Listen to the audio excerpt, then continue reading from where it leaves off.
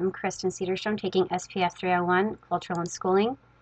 This video is about the achievement gap. We learn in Lesson 4, Lecture 2, that the achievement gap exists between groups that differ in socioeconomic status, race, ethnicity, and gender. What I knew before is that it was an academic double standard for those from ideal socioeconomic status versus those that were not. It was also an excuse for students who struggled that they must come from one of those categories, and that's why they're not being successful.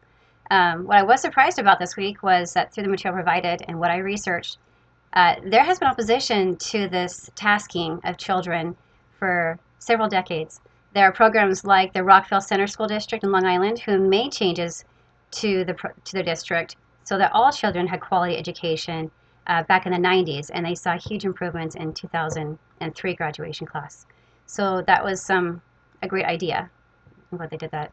The main causes of the achievement gap from the National Education Association, the NEA, identifies factors that are in the school district, things like culturally unfriendly, unsafe schools, lack of a challenge in the curriculum, large classes, and then at home, things like community is not safe, access to libraries, access to health and social services.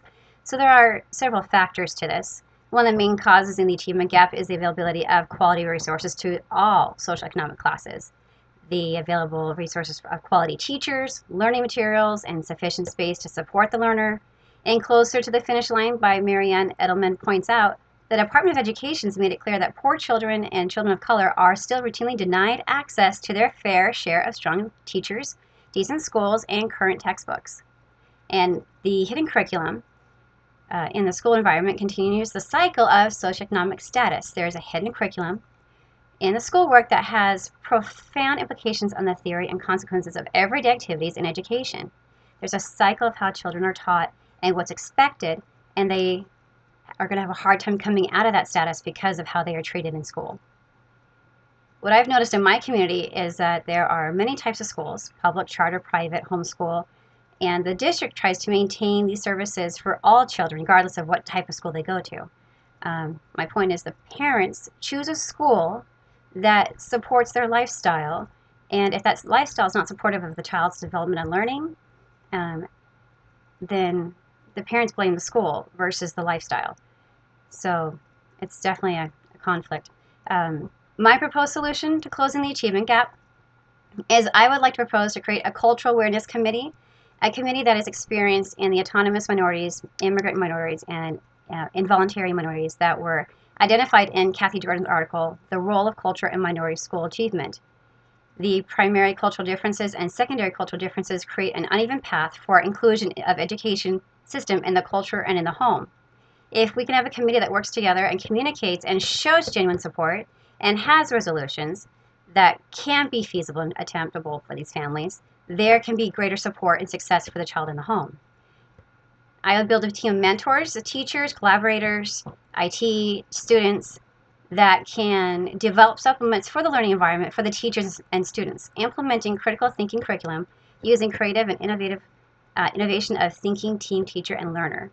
I would design learning environments that are supportive to learning process and experienced teachers and learners, and have creativity and flexibility in that environment.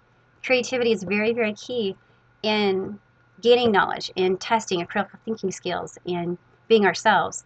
And it's a very complex but wonderful learning tool that we need to implement more of.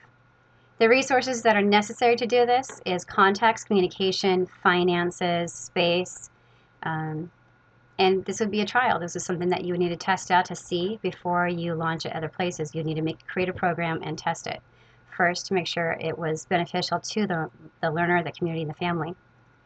Obstacles that I expect to face would be finances, the contacts, the collaboration.